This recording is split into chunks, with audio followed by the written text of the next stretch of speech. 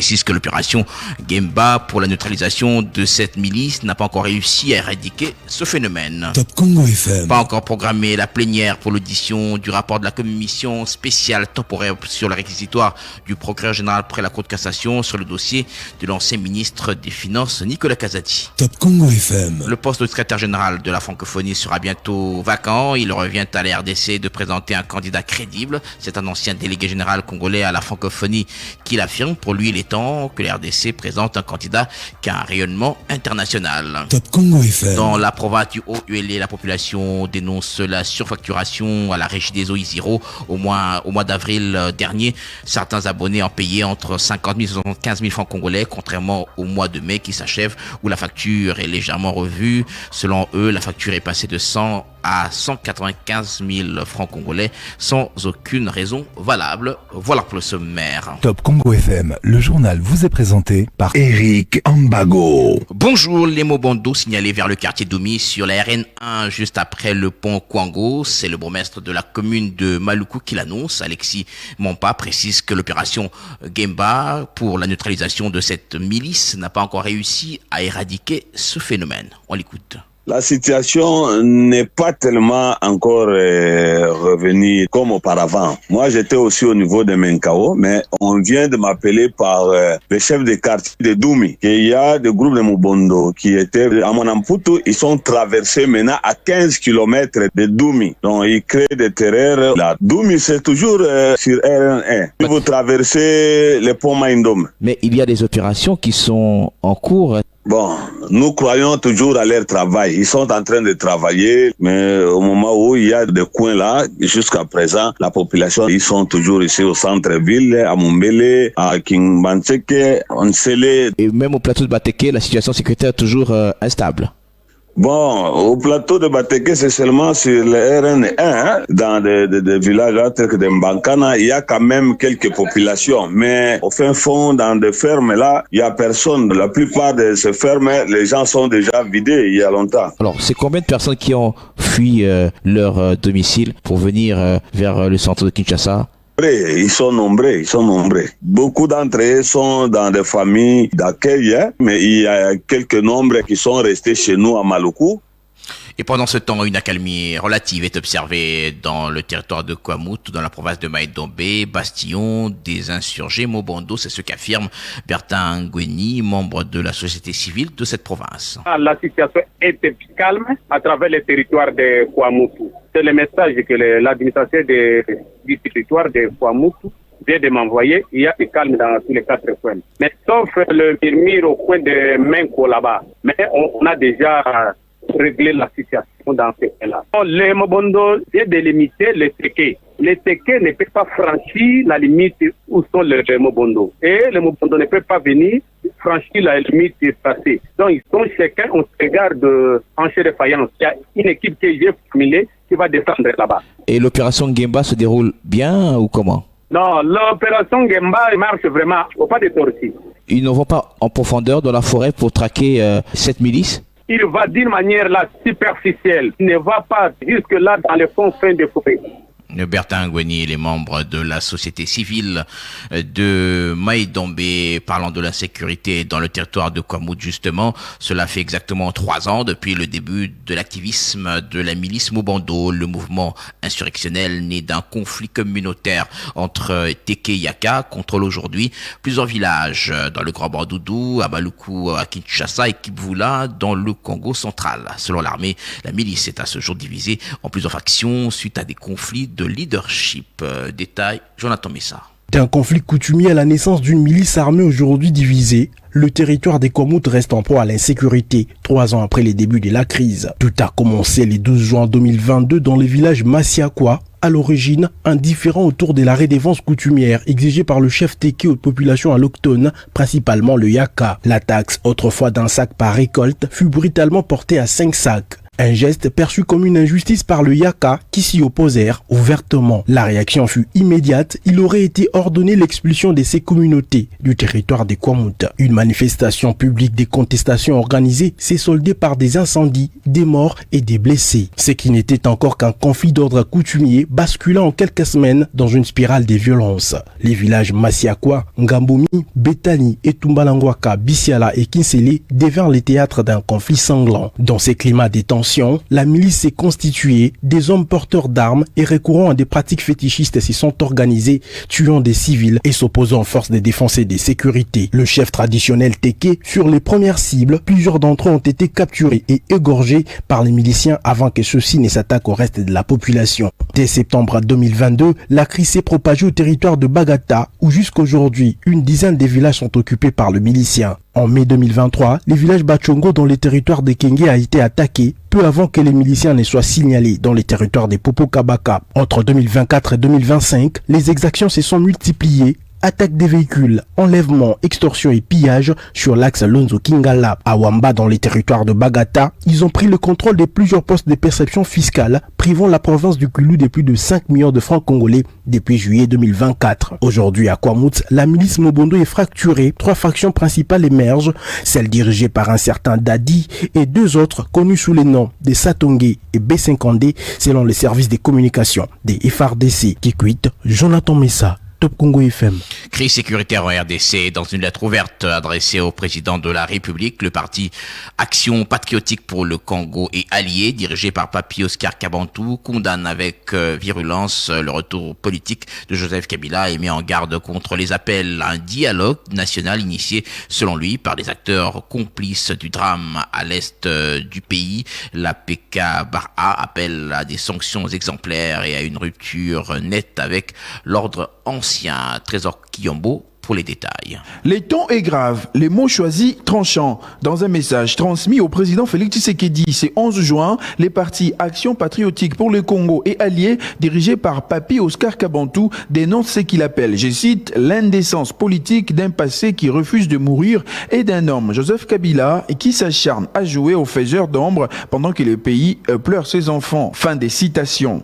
Dans cette lettre, les partis accusent l'ancien président d'avoir laissé un Congo sous embargo d'armes à la merci des puissances régionales prédatrices, tout en affirmant qu'il n'a jamais été et ne sera jamais un modèle pour la jeunesse congolaise. Sans les nommer, l'APK vise également certains leaders de l'Est accusés d'être, je cite, tapis dans le repli de l'appareil d'État ou recyclés dans des habits d'opposants des circonstances. Fin des citations.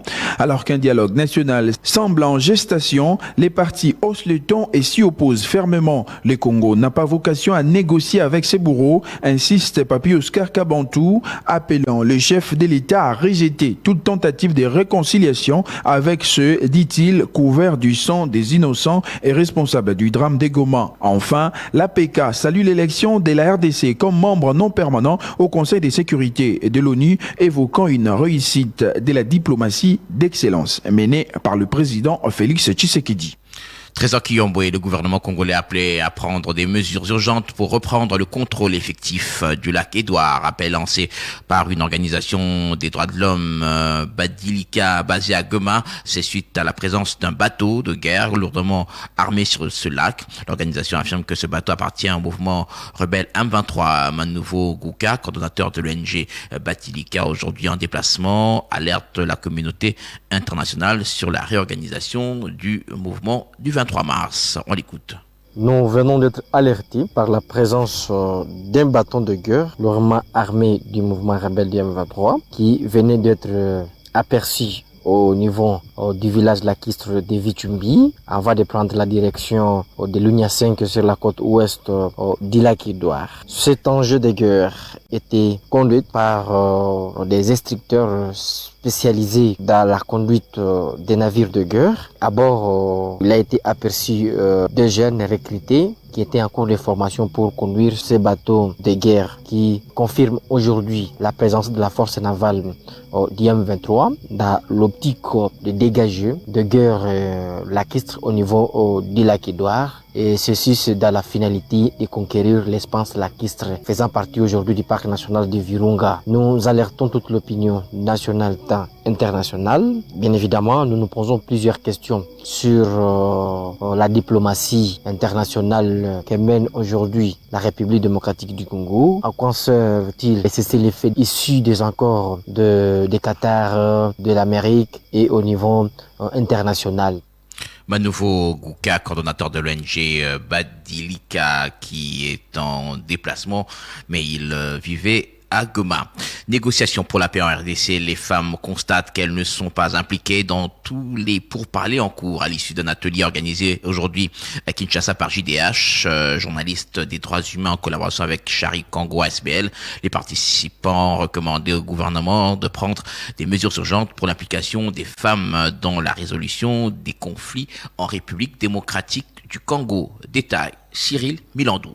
Pour le directeur pays de JDH, Prince Morola, il faut que ces recommandations soient prises en compte pour impliquer les femmes dans les négociations de paix. Que ce soit un document qui va nous permettre d'avancer et de faire avancer le plaidoyer pour l'implication des femmes et des filles. À Doha, il n'y a aucune femme. Dans tous les processus, les femmes sont bien représentées, notamment en assurant le lead des actions dans les négociations. Cette journée d'information en faveur des acteurs sociaux et des médias visait à les informer sur la résolution 1325. C'est ce que dit Maître Joseph Mpumbulu, responsable de Chari Congo Asbel. Nous avons voulu d'abord renforcer les capacités des organisations de la société civile et des médias sur cet instrument le plus important, la résolution 1325, afin qu'ils puissent comprendre leur rôle en tant que pilier de développement de notre pays. Après l'atelier, il importe de rencontrer les décideurs du pays. Maître Patrick Ntsasa de Lazado. Et nous devons maintenant faire les pas vers ces autorités, ces décideurs, afin de pouvoir les impliquer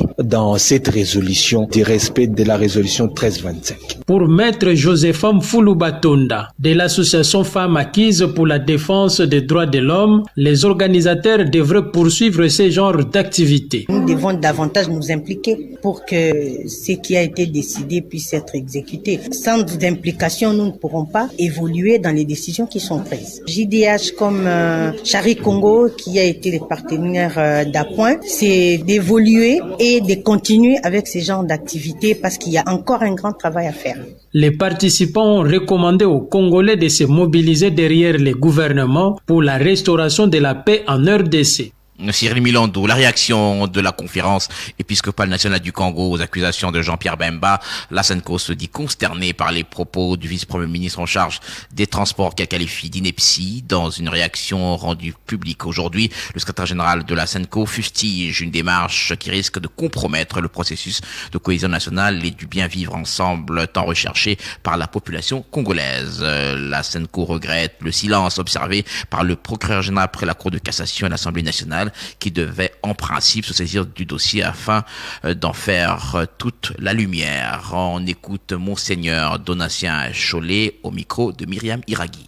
Depuis la période électorale de 2023 jusqu'à ce jour, M. Jean-Pierre Bemba s'est attribué un rôle extrêmement dangereux, celui de proférer avec une légèreté déconcertante des allégations récurrentes, gratuites et infondées contre la SENCO. Il multiplie des déclarations qui portent atteinte à la réputation de la SENCO et risquent de compromettre le climat de confiance nécessaire à la cohésion nationale et au bien vivre ensemble dont le pays a tant besoin. En effet, au regard du contexte sociopolitique actuel, cette belliqueuse sortie médiatique donne à croire que M. Jean-Pierre Bemba peine à accepter l'option courageuse et salutaire prise par les institutions de la République et l'ensemble de la nation, celle de résoudre par des voies pacifiques la crise actuelle qui menace l'unité nationale et l'intégrité territoriale. Il est donc inacceptable qu'un homme public mis par des considérations personnelles et une animosité manifeste envers ses concitoyens s'autorise à défier la raison, le bon sens et le respect dû aux institutions. Par ailleurs, il est étonnant que malgré la gravité des propos tenus par M. Jean Jean-Pierre Bemba, il n'y ait aucune réaction des institutions de la République et de sa hiérarchie. Normalement, le procureur général près la Cour de cassation ainsi que l'Assemblée nationale devraient se saisir d'office de ce dossier pour faire toute la lumière sur les différentes allégations et en tirer les conséquences de droit. La SENCO exhorte les fidèles catholiques à prier pour les concernés afin que l'esprit de paix descende sur lui et le détourne de la violence dont il fait la promotion. Dans le souci de protéger l'opinion nationale et internationale contre les manipulations grossières et de préserver les acquis des efforts communs de paix, elle se réserve en même temps le droit de saisir la justice.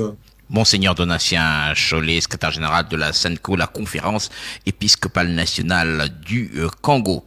Récusé par le ministre de la Justice, Constant Moutamba, dans l'affaire détournement présumé des fonds destinés à la construction d'une prison à Kisangani, dans la province de la Chopo, le procureur général Firmin Vondé, par l'entremise de son directeur de cabinet, réplique: l'instruction préjuridictionnelle dans cette affaire où vous êtes poursuivi pour détournement des deniers publics est clôturée. En ce qui vous concerne, a indiqué le cabinet du PG, estimant avoir agi conformément aux textes légaux. L'avocat général Simon Nyandou, de son côté, appelle le ministre à garder sa sérénité pour la suite de la procédure. Pour le parquet, cette affaire est strictement traitée en dehors de toute autre considération en référence aux accusations de complot politique évoquées par Constant Moutamba. À l'Assemblée nationale, pas encore programmée la plénière pour l'audition du rapport de la commission spéciale temporaire sur le réquisitoire du procureur général près la Cour de cassation sur le dossier de l'ancien ministre des Finances Nicolas Kazadi. C'est le député national Eliezer Tamboué qui l'affirme. L'élu de Kinshasa rassure qu'il n'y a pas d'interférence politique dans ce dossier. Le bureau de notre chambre n'a pas encore programmé. Je pense que les commissions sont encore en plein travail. Nous attendons qu'ils reviennent. Mais j'ai doute fort que dans les 2 jours qui nous restent, que cette question-là soit traitée. Peut-être les derniers jours, les 15, si les bureaux estiment nécessaire de s'en débarrasser avant le début des vacances parlementaires. Mais les commissions ont 48 heures pour travailler avant de rendre leur rapport au bureau. Oui, ça c'est le principe. Mais il y a certaines réalités devant lesquelles les commissions sont confrontées. Ça peut être la disponibilité des concernés, des acteurs, parce qu'il faut retenir que cette commission ne siège pas sur base des documents seulement, et la commission siège sur base des acteurs impliqués. Donc, soit l'un peut être disponible et que l'autre n'est pas disponible, c'est tout ça ce qui peut tirer en longueur la procédure. Alors, est-ce qu'on pourra, d'ici avant la fin de la session, le rapporteur avait dit que c'est possible, mais au regard du délai qui vous reste, notamment pour les plénières, est-ce que ces plénières pourront se tenir? Oui, il s'agit d'un rapport. Si la commission terminait même ce soir, demain, ça peut être présenté à la commission et à la plénière. Si ça termine demain, le samedi, le rapport peut être présenté à la plénière. Est-ce qu'il y a d'interférence des familles politiques dans cette affaire? Pas du tout, sauf que les commissions doivent être plus professionnelles parce qu'il s'agit là des libertés des personnes. Le député national Eliezer Tamboué. Et puis le poste de secrétaire général de la francophonie sera bientôt vacant. Il revient à la RDC de présenter un candidat crédible. C'est un ancien délégué général congolais à la francophonie qui l'affirme. Pour le professeur Oumba Mabiala, il est temps que la RDC présente un candidat qui a un rayonnement international. On l'écoute. En 2026, il y aura élection pour le poste de secrétaire général. Vous savez, les règles ont changé. Il y a 4 ans, c'était des candidatures à titre individuel. Maintenant, c'est les États qui doivent présenter des candidats. Mais mon souhait, mon espoir est que la RDC choisisse, présente une candidature d'une personne crédible, qui a un rayonnement international. Parce que le poste de secrétaire général de la francophonie, rappelez-vous le président Diouf, c'est vraiment important en termes de rayonnement pour les pays. Donc on ne doit pas choisir une personne pour faire plaisir, de manière émotionnelle. Non. Il faut choisir une personne crédible qui a un rayonnement sur le plan international et qui pourra aider à rehausser l'image de la RDC sur le plan international. Chaque jour, avec Top Congo FM, l'information comme il se doit, avec Top Congo FM, la radio de toutes les générations. Ouverture ce jeudi de la 4e édition de l'exposition économique et commerciale sino-africaine à Changsha en Chine. 47 produits congolais, notamment le café, cacao, le chocolat, le piment, le sésame, le soja, le manioc, l'huile de palme sont exposés dans différents stands qui attirent déjà des milliers de visiteurs. Des partenariats sont envisagés dans plusieurs secteurs, dont le commerce et l'agriculture. Thérèse Kaikomba, Grégoire Mouchaïl-Mouton et Julien Paloukou, respectivement ministre en charge des Affaires étrangères, ministre de l'Agriculture et ministre du Commerce extérieur, ont visité le pavillon congolais. Ils ont encouragé les exportateurs et entrepreneurs qui font la promotion des produits Made in Congo. On écoute Julien Paloukou, ministre du Commerce extérieur. Tout d'abord, nous remercions le président de la République par le fait que depuis qu'il est au pouvoir, il tient à remettre la RDC sur la scène internationale. C'est la raison pour laquelle il y a plusieurs types de diplomatie qui ont été menées. La diplomatie bilatérale, la diplomatie multilatérale, et pour ce qui nous concerne, c'est la diplomatie économique qui vise effectivement les intérêts économiques et commerciaux de la RDC. C'est ainsi que vous nous avez vus dans tous les événements au niveau international, et aujourd'hui c'est la Chine, pour participer effectivement à cette 4e édition de l'exposition économique et commerciale d'ici à Changsha, entre la Chine et l'Afrique, qui est en fait un cadre de mise en œuvre des actions qui ont été annoncées par le président Xi Jinping en septembre 2024, parce qu'il avait annoncé 10 actions prioritaires pour un montant de près de 50 milliards de dollars. Et donc il était important que nous nous retrouvions ici, à marge de cette exposition, pour d'abord tenir une réunion qui en fait nous ont aidés à pouvoir rencontrer un certain nombre de partenaires qui aujourd'hui sont prêts à pouvoir collaborer avec la RDC.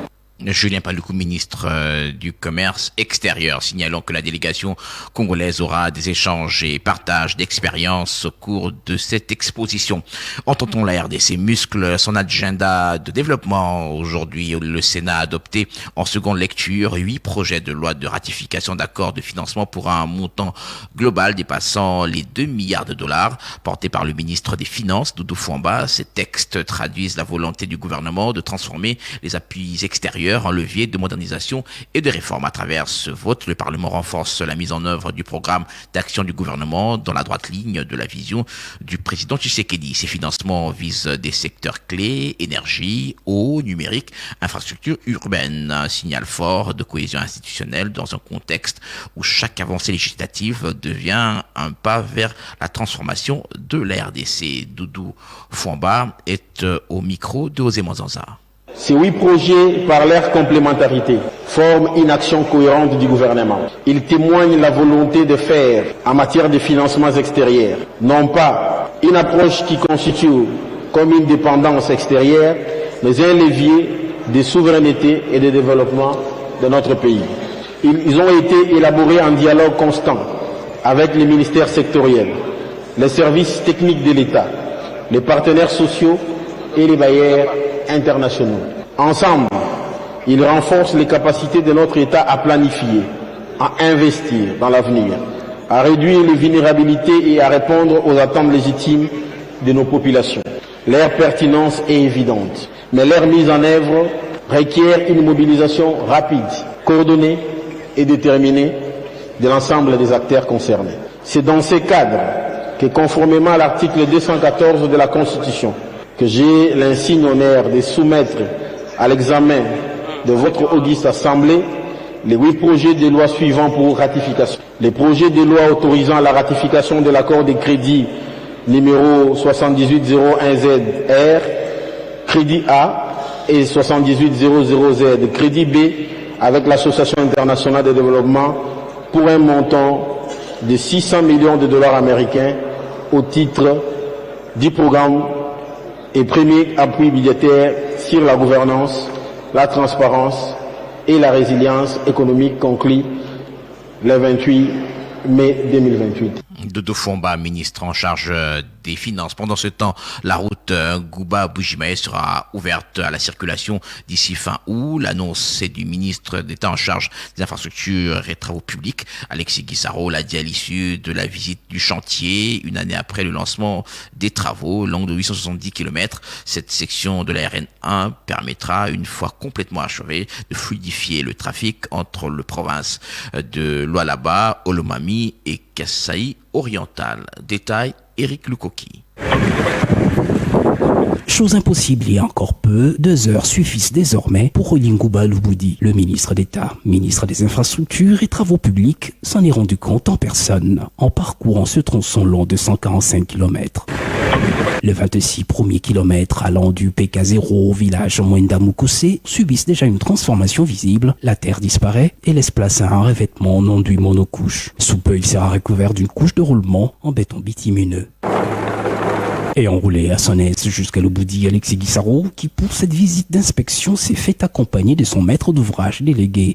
L'agence congolaise de grands travaux et du bien nommé Bureau technique de contrôle a salué les avancées entreprises par CISC, qui exécute les travaux. Nous sommes heureux de constater effectivement que l'état d'avancement est satisfaisant. Avant de se permettre cette annonce. La grande annonce, c'est que l'entreprise s'est engagée à faire l'ouverture d'ici la fin de la saison sèche. Donc à la fin du mois d'août, toute cette route, donc à partir de Ngouba jusqu'à Mbujimaï, sera praticable. C'est pour dire que l'approvisionnement sera rendu beaucoup plus aisé parce que la route sera ouverte à la circulation. Au rythme où avance le chantier, il va sans dire que les 870 km du projet entier seront, comme convenu, réceptionnés par le gouvernement d'ici fin 2027. Projet, nous allons connecter toute la route nationale numéro 1 qui fait plus ou moins 3000 km et connecte 11 provinces. Ça veut dire que vous partez de Banana sous la côte atlantique jusqu'à atteindre ici l'espace Katanga. Alexis Guissaro a également visité la route Kolwezi-Sakabinda, longue d'environ 53 km. Bien installé, Toa Investment,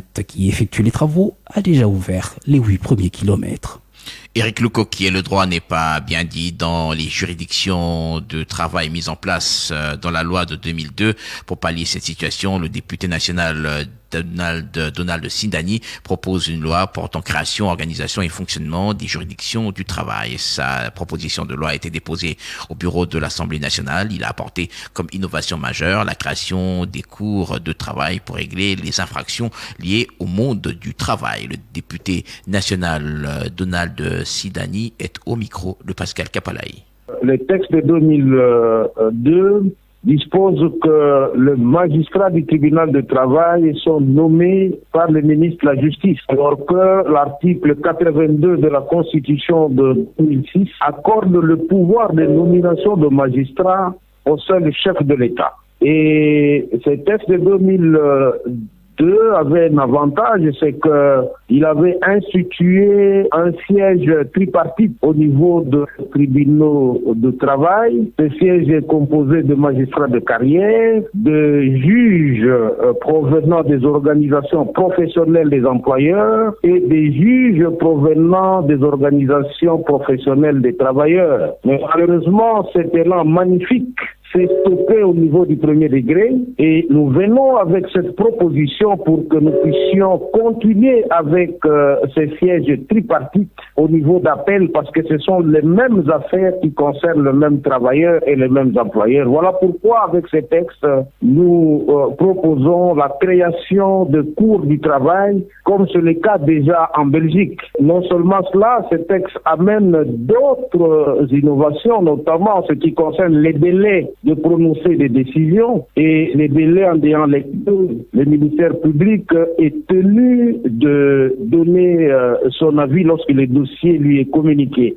Le député national Donald Sindani en parle aussi de la lutte contre le travail des enfants dans les mines. Le projet Sa sécurité initié par l'ONG Impact a été officiellement lancé dans les provinces du Haut-Katanga et de Lualaba, soutenu par l'Union européenne. Ce projet vise à renforcer la sécurité socio-économique des femmes, former les opérateurs miniers et impliquer les autorités locales afin de prévenir le travail des enfants dans le secteur minier artisanal du cuivre et du cobalt. Selon le directeur exécutif adjoint d'Impact qui a donné le coup d'envoi en présence de la représentante de l'Union européenne à Lubumbashi, le projet Sa sécurité contribue à promouvoir une chaîne de valeur plus responsable et inclusive. Détail, Passion Lukusa. La cérémonie de lancement du projet Sa Sécurité s'est déroulée à Lubumbashi en présence des organisations des Nations Unies, de l'Union Européenne et des représentants des gouvernements provinciaux du Haut-Katanga et du Lualaba. D'après les directeurs exécutifs adjoints de l'ONG canadienne Impact, ce projet vise à réduire le travail des enfants dans les secteurs miniers artisanaux, du cobalt et du cuivre en RDC en s'attaquant à ces causes profondes dont l'insécurité des femmes.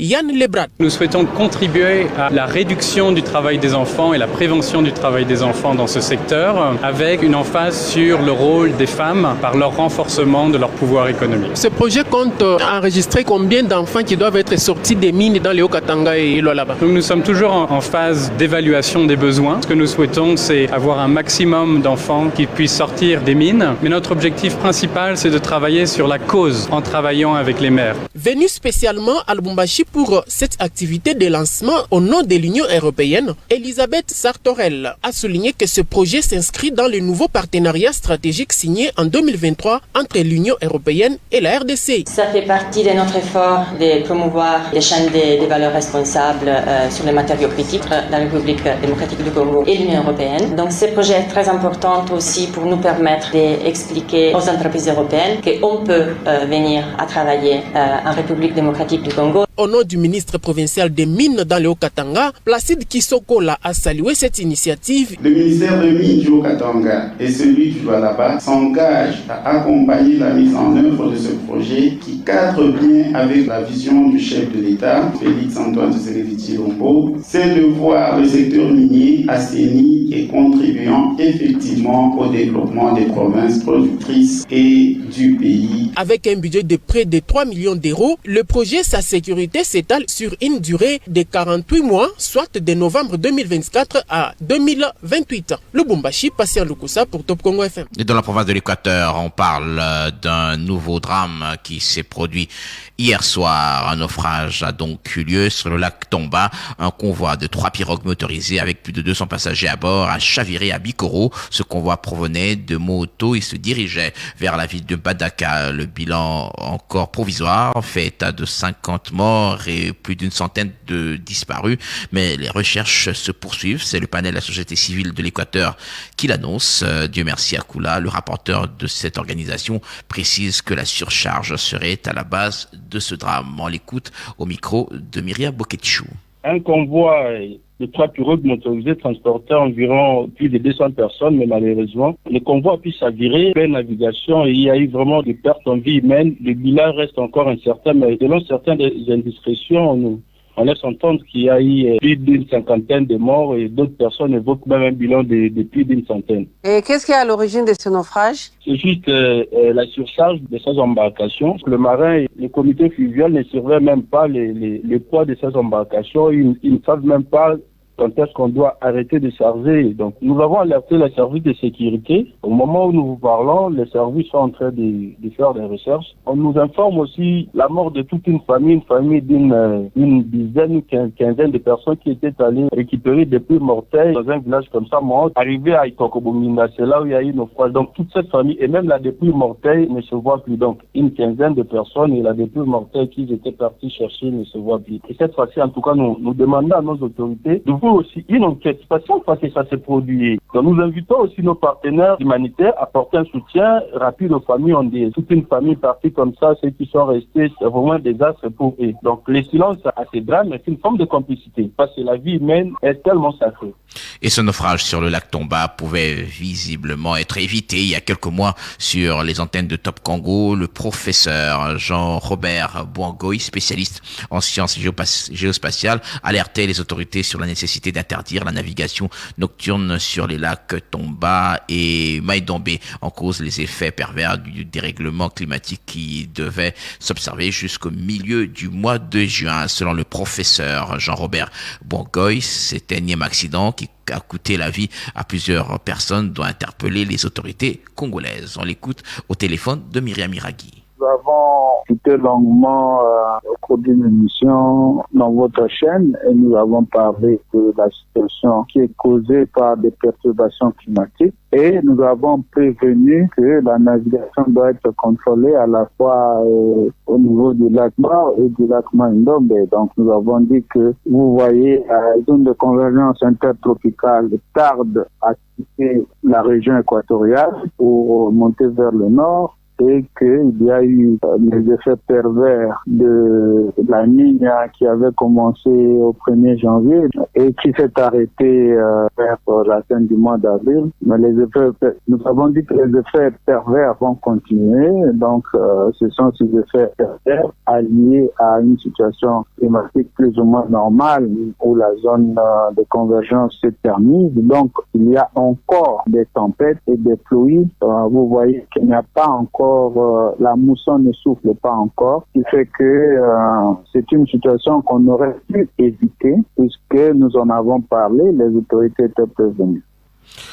Et puis, des aveux du comité de gestion de l'Institut supérieur des techniques médicales de Kakangé par la population locale. Les faits se déroulent dans le territoire de Meka, province du Kasaï, dans un mémorandum lu après une marche pacifique hier. La société civile du poste administratif de Kakangé demande à la ministre de l'Enseignement supérieur et universitaire de révoquer tous les membres du comité de gestion pour, entre autres raisons, engagement des jeunes élèves, de leurs familles comme personnel scientifique et des conflits récurrents autour du partage de l'argent. Cela paralyse le fonctionnement de l'ISTM Kakangé. On écoute le rapporteur Charles Koueté au micro de José Ipachi. Depuis quelque temps, nous sommes confrontés à des conflits interminables au sein du comité de gestion liés à 3 problématiques majeures qui nécessitent votre intervention. Nous avons constaté que l'intégration des enfants et jeunes des autorités académiques comme personnel scientifique au sein de l'ISTEM soulève des inquiétudes dans la communauté. Deuxième problématique, gestion financière opaque et inéquitable. Le partage des ressources monétaires s'est avéré inéquitable, créant ainsi un climat de méfiance et de frustration parmi les membres du comité de gestion. Nous dénonçons les détournements des fonds par les membres du comité de gestion. Malgré nos efforts répétés pour engager un dialogue constructif avec le directeur général et les secrétaires généraux académiques et administratifs, nous n'avons pas réussi à trouver une solution satisfaisante. Nous tenons à souligner que ces situations mettent en péril non seulement le bon fonctionnement, mais aussi la cohésion sociale au sein de notre communauté. Son Excellence, nous craignons qu'une escalade des tensions ne conduise à des incidents regrettables. Nous demandons le retrait des mandats du directeur général et ses secrétaires généraux actuels afin d'instaurer un nouveau leadership capable d'assurer un fonctionnement harmonieux et équitable à la tête de cette institution. Un sentiment le plus douloureux. Charles Koueté, il est rapporteur de la société civile du poste administratif de Kakangé dans la province du Kasaï. On amorce l'atterrissage, quelques nouvelles avant de nous séparer. Le monde va célébrer l'enfant africain ce 16 juin en RDC. En perspective de cette date, Fabrice Tshibangou, président des jeunes patriotes congolais de la diaspora, lance un message à l'enfant congolais. Il estime que, comme les enfants de Soweto, l'enfant congolais a aussi un rôle à jouer dans l'accomplissement de la destinée de la RDC. Il appelle à une considération de cette journée, même au niveau institutionnel. Écoutez Fabrice Tshibangou, président de la JPCD, au micro de Rachel Inosiwe. En 1976 de cette date, les enfants sud-africains ont manifesté à Soweto pour le respect de la dignité humaine et l'instauration d'un système éducatif plus juste. Ils ont été violemment réprimés, beaucoup sont tombés sous les balles, mais leur engagement a marqué un tournant décisif dans la lutte contre l'apartheid. Aujourd'hui, les jeunes patriotes congolais de la diaspora tiennent à préciser que les enfants sont classés dans la catégorie des jeunes et que cette journée devrait être prise en compte chaque année par notre ministère de la Jeunesse comme ça se fait partout ailleurs. Voilà pourquoi nous conscientisons chaque enfant de notre nation qu'il a aussi un rôle essentiel à jouer pour le futur de son pays, à l'instar des enfants de Soweto de 1976 qui ont fait de l'Afrique du Sud libre, prospère et émergente aujourd'hui. D'où notre ASBL a choisi pour thème cette année « Enfants congolais, écrivons l'avenir de notre patrie » comme les jeunes de Soweto. Pour cette année, notre ASBL fera une descente de sensibilisation patriotique auprès des orphelins et enfants désœuvrés à Mboudi, dans la commune de Mongafula, le lundi 16 juin prochain. pour les conscientiser à ne pas se sentir marginalisés parce qu'ils n'ont pas de parents, ni personne pour leur venir en aide, mais comprennent qu'ils ont des valeurs héroïques en eux qui peuvent être bénéfiques pour notre pays dans les années à venir. Il ne faut pas attendre d'être adulte pour commencer à aimer son pays et rêver d'une société plus juste. Aujourd'hui, Soweto n'est pas qu'un souvenir, c'est aussi un symbole dont nous invitons notre jeunesse d'en faire inspiration vivante afin de prouver à la face du monde qu'on peut être enfant, mais porteur d'un grand combat. Fabrice Tshibangou, président de la JPCD, président donc des jeunes patriotes congolais de la diaspora. Désarmer la communication, c'est l'appel essentiel du pape François aux acteurs de la communication au regard des agressivités contenues dans la manière de communiquer. Message de la 59e journée mondiale des communications sociales au sein de l'Église catholique. La faculté de communication sociale de l'UCC, Université catholique du Congo, a célébré cette journée par une matinée scientifique autour du message et de ses anciens étudiants qui évoluent dans le monde professionnel. Détail Pascal Kapalaï. Partagez avec douceur l'espérance qui est en vous, c'est la clé de la meilleure communication d'après le pape François. Et pour le recteur de l'UCC, Abbé Léonard Santé-Di représenté, les acteurs de la communication ont une feuille de route axée sur désarmer la communication, rendre raison avec douceur de l'espérance qui est en nous, mettre l'espoir au centre, ne pas oublier les cœurs et espérer ensemble. Enfin, notre engagement pour une communication transformative. En somme, le pape nous appelle à une transformation radicale de notre manière de communiquer. Il nous exhorte à en faire un instrument puissant de paix, de dialogue, d'espoir et de construction communautaire. De son côté, le doyen de la faculté de communication sociale, professeur Abbé Paul Nzinga, reconnaît la valeur de travail des professionnels de la communication. Cette journée, disais-je, manifeste la pleine conscience des enjeux spirituels, moraux que représentent les médias de masse dans notre société. Nous sommes invités en tant que chrétiens à découvrir et soutenir les médias et les supports de communication proposés par l'Église. Le message du Saint-Père pour la 59e journée mondiale de communication sociale est une vraie boussole pour l'ère du numérique. Un appel à soutenir spirituellement et financièrement les acteurs de la communication a été lancé. Cette journée a aussi été ponctuée par les témoignages d'ancrage professionnel des anciens de cette faculté de communication sociale de l'Université catholique du Congo. Pascal Kapalaï, enfin dans le Haut-Uélé, la population dénonce la surfacturation à la régie des eaux Isiro. Au mois d'avril dernier, certains abonnés ont payé entre 50 000 et 75 000 francs congolais, contrairement au mois de mai qui s'achève où la facture est légèrement revue à la hausse. Selon eux, la facture est passée de 100 à 195 000 francs congolais sans aucune raison valable. À la régie des eaux, par contre, on parle d'un déficit de communication entre les abonnés et cette entreprise. Détail Alain Panguimo.